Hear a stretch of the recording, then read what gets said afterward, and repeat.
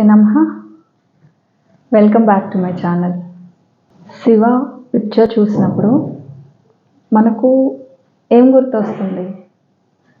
ఒక యోగి కళ్ళు మూసుకొని స్థిర ఆసనంలో కూర్చుని ఆ త్రినేత్ర ఓపెన్ అయి ఉన్నట్టు మనకి కనిపిస్తుంది కదూ.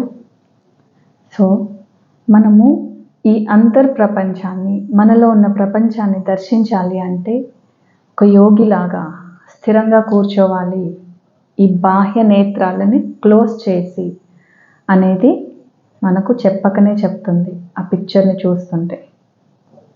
సో థర్డ్ ఐ అంటే ఏంటి? ఏదైతే మనం బియాండ్ ఈ ఫిజికల్ డైమెన్షన్, ఆ ఉన్నత డైమెన్షన్ని దర్శించటానికి మనకు ఒక ఫ్యాకల్టీ కావాలి, అంటే ఒక గురువులాగా. సో ఆ గురువే సింబాలిక్గా ఈ త్రినేత్రం అని చెప్తాము. ఇక్కడ ఏమీ ఒక మూడో కన్ను కనిపిస్తూ ఉండదు కదా. It is inner. ఏవైతే ఈ జ్ఞానేంద్రియాలు బాహ్యంగా, అంటే ఈ ఫిజికల్ వరల్డ్లో మనిషికి జ్ఞానేంద్రియాలు ఏవైతే ఉన్నాయో వాటిని షట్ డౌన్ చేసి, ఎప్పుడైతే మనం ఇన్నర్గా ఉన్న ఆ శక్తిని వెలికి తీస్తామో దాన్ని మనం ఎట్లా అనుభూతి చెందగలుగుతామంటే with this Trinetra or inner eye. అప్పుడు మాత్రమే శివుని యొక్క తత్వాన్ని అర్థం చేసుకోగలుగుతాం. అంటే కేవలం ఒక యోగి మాత్రమే శివతత్వాన్ని సంపూర్ణంగా అవగతం చేసుకోగలుగుతాడు. If we have to travel or if we have to understand what is beyond this 3 dimension, third డైమెన్షన్ని దాటి ఆవల ఏముందో మనం చూడాలి, తెలుసుకోవాలి అంటే we just have to tap in to this third I.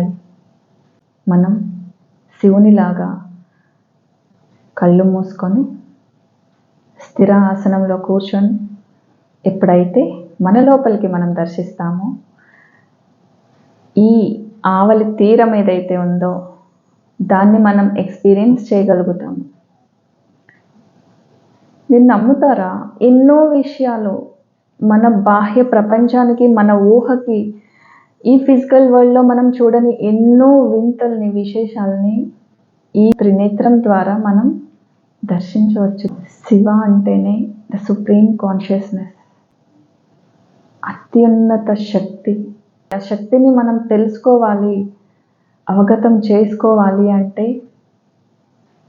దీని ద్వారానే అది సాధ్యం.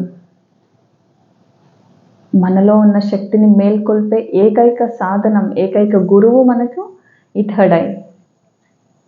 సో అందరూ కూర్చోండి స్థిరంగా. Just tap in to your third I and travel beyond these dimensions. ఏదైతే ఆవలి తీరం ఉందో దాన్ని టచ్ చేయడానికి ట్రై చేయండి. దాన్ని అందుకోవడానికి మీ ప్రయత్నాలు మొదలు పెట్టండి. నిత్యం ఆనందంతో విరాజిల్లండి. శివ అంటేనే bless. You will experience for sure. ప్రతి సాధన యొక్క అంతిమ లక్ష్యం ఏంటి అంటే తనను తాను శివం అని తెలుసుకోవటం.